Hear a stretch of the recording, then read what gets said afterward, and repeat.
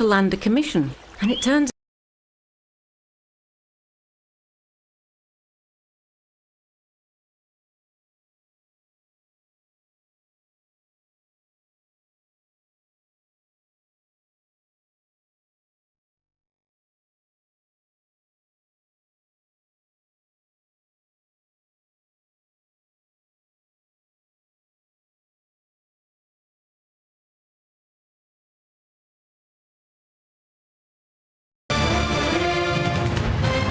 Time is 11:04. You're listening to Sunday with Lewis Goodall here on LBC, stream live on Global Player and on YouTube as well. Well, as we've been reporting all morning, and it looks set to be yet another momentous week in British politics. Reports which are not being denied or weren't being denied this morning when I spoke to the Business Secretary, Peter Carr, that the Prime Minister is likely to resign tomorrow and set in place either a coronation or a Labour Party leadership contest to replace him after it has become clear this weekend that support within the Parliamentary Labour Party and indeed even in his own cabinet has largely disappeared. Let's try and get a temperature check of the PLP now with Luke Charters joining me live in the studio here in Westminster, who's the Labour MP for York Outer, and John Slinger joining us down the line, who's the Labour MP for Rugby. Gents, thanks so much for joining us this morning. I know you've all been very busy. Luke, let me just start with you. I know you've been campaigning furiously for Andy Burnham in Makerfield, spending a lot of time there. Do you think that it's over for the Prime Minister? I think it was such an emphatic result. It was a bugle call for the Labour Party that we should be on a different trajectory. So I said on Friday, after that count, and what a fantastic result it was, I said on Friday that the Prime Minister should take the weekend to reflect. And I think that appears to be, from the reporting we've seen, what's happening at the moment.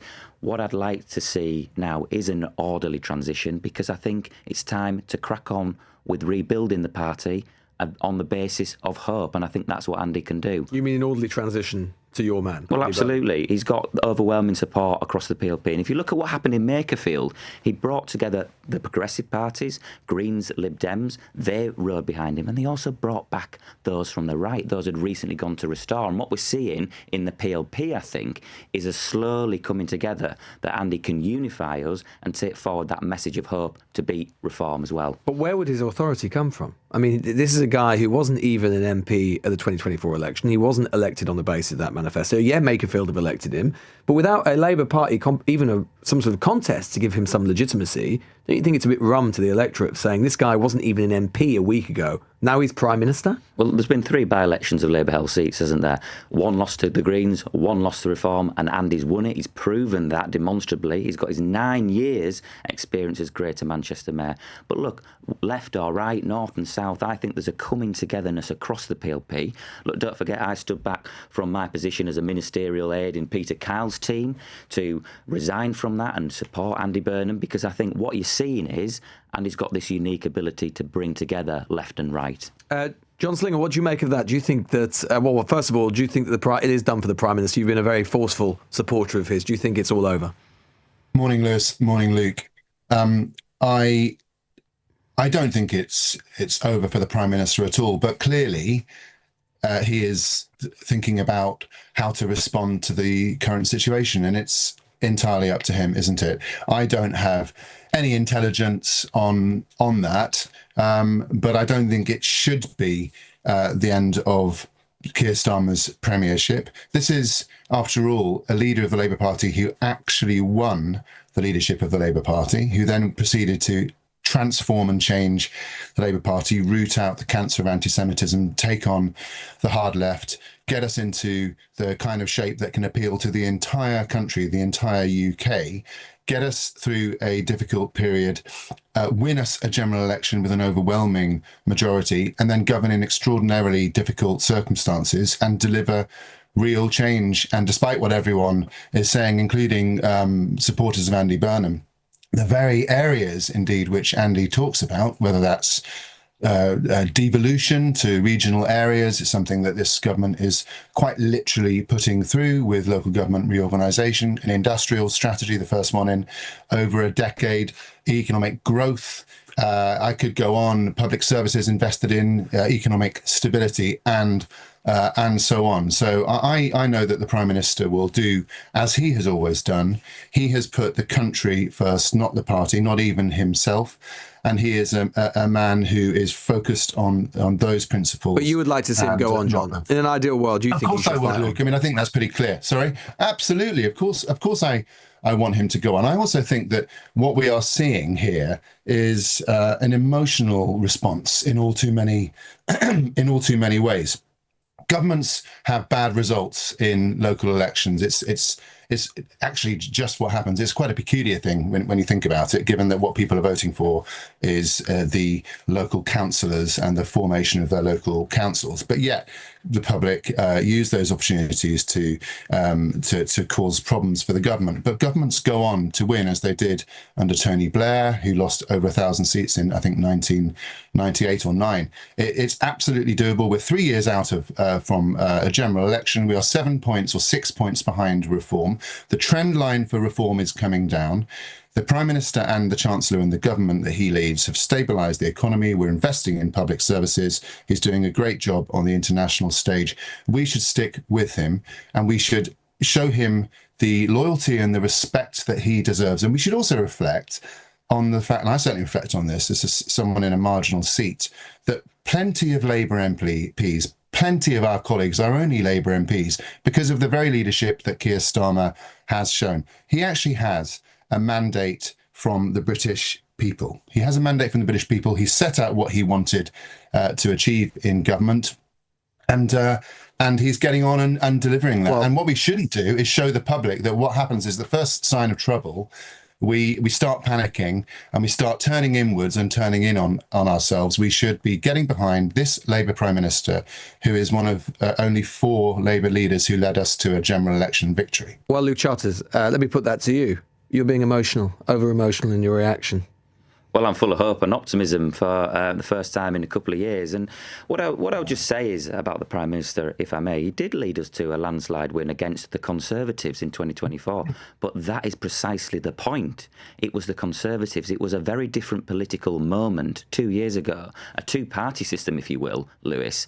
And I think the moment... Do you think anyone could have won? Well, I think the moment we find ourselves in now is it's almost a fragmentation of the two-party system in Westminster. It's a multi-party world that we're in. Farage and Reform, they're our principal opposition. And I think Andy is the leader for this moment to take on that new political world that we now find ourselves in. Well, what do you say to John Slinger's point, which is to say that lots of Labour MPs wouldn't even be there if it wasn't for the Prime Minister? Well, that's exactly recognising the point I made, and I've got a lot of time for John, and I can see his guitar in the background, and I know... I've got a lot of time for Luke. And I know John's a great Coldplay singer as well. John's a great Coldplay singer, but I think it's a bit of less Sky Full of Stars and more clocks for the Prime Minister. Maybe at the a bit moment. of Fix You, with Andy Burnham. Anyway, let's stop this. John, I want to ask you, do you think that...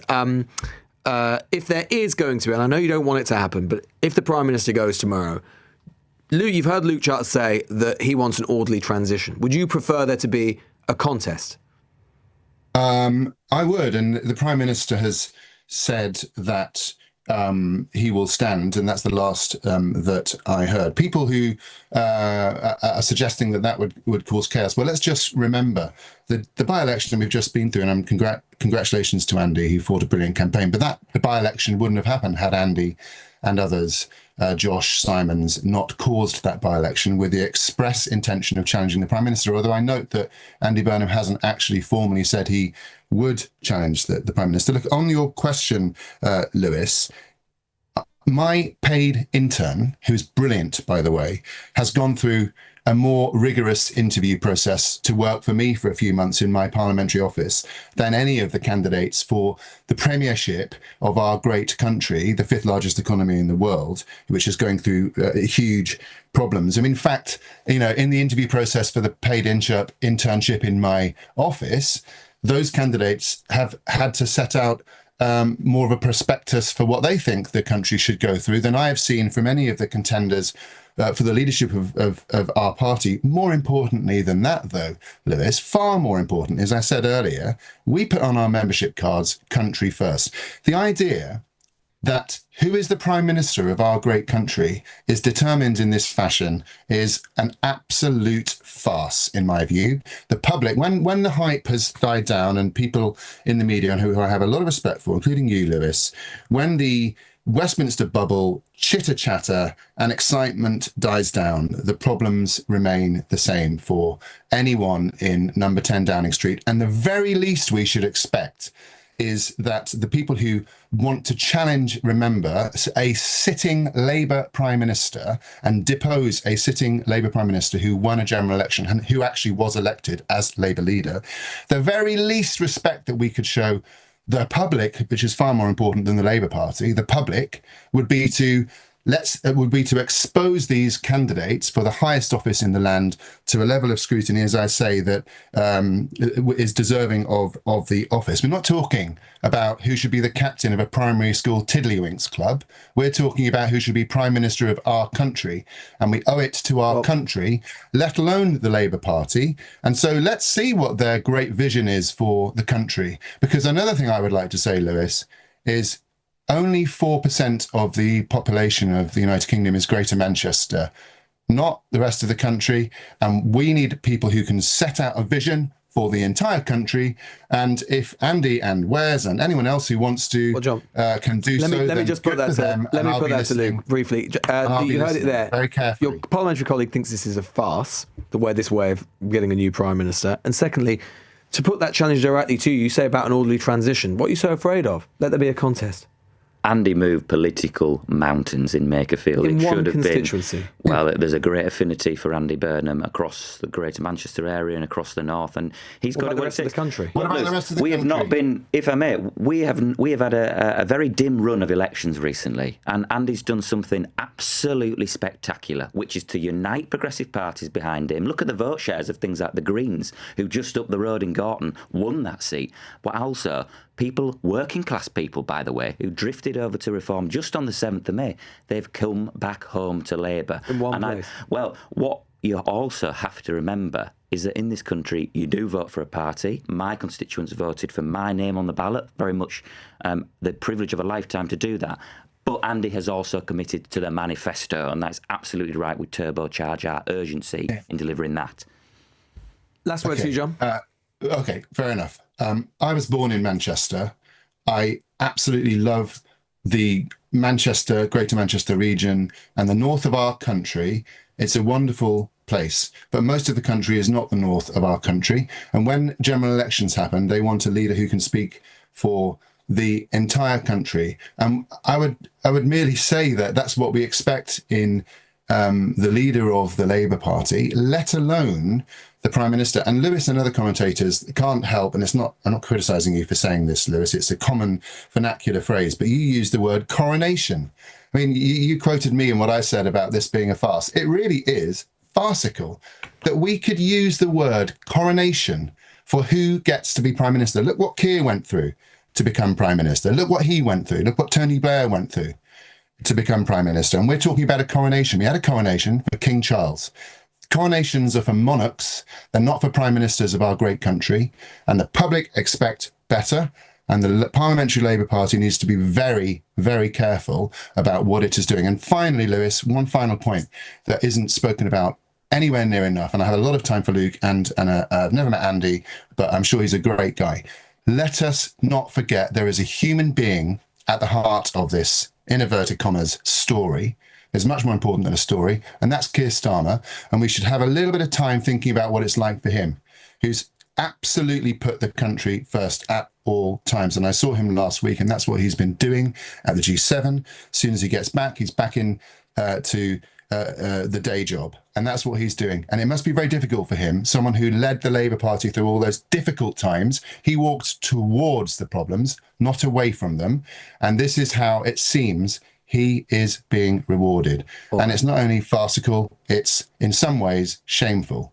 John Slinger, who's a Labour MP for Rugby, and I think he won't mind me describing him this way. I think it's fair to say the last of the stormtroopers. If there were more MPs of the thinking of John Slinger, then Keir Starmer would not be in the position that he is. We'll be talking to the former deputy leader of the Labour Party, Harriet Harman, Baroness Harriet Harman, who 6 weeks ago was appointed to be an advisor for Keir Starmer, who now seems rather to have changed her mind about his political prospects. 11:18.